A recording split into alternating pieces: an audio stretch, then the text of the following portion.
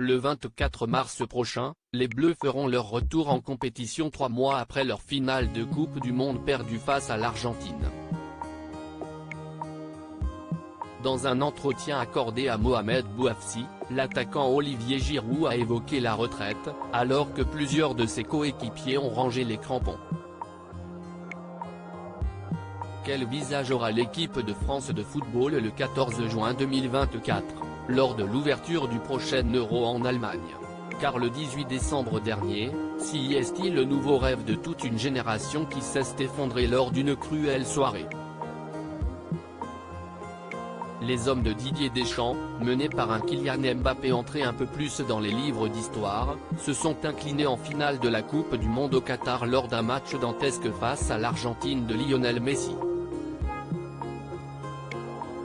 Un véritable crève-cœur pour tous ceux qui espéraient conserver leur titre de 2018, exploit plus réalisé depuis le Brésil en 1962.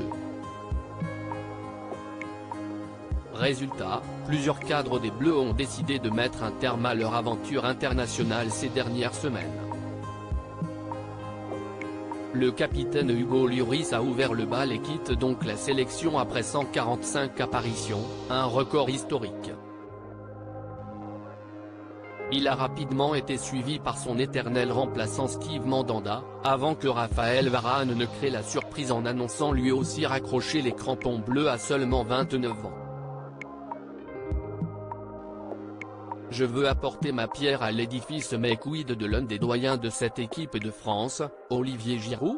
L'attaquant est devenu le meilleur buteur de l'histoire des Bleus avec 52 réalisations, dépassant Thierry Henry, mais fêtera en septembre prochain ses 37 ans.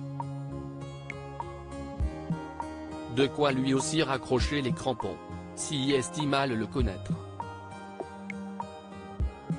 Dans un entretien accordé à Mohamed Bouafsi ce dimanche 5 mars et dont RTL dévoile un premier extrait, Olivier Giroud assure qu'il compte bien continuer, au moins jusqu'au prochain Euro. Je suis encore là et à disposition du sélectionneur, avance celui qui espère endosser le rôle de grand frère pour les jeunes joueurs de la nouvelle génération.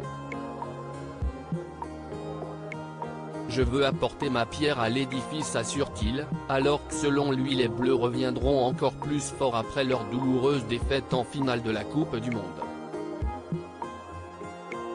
L'équipe de France sait-elle trouver son nouveau taulier ?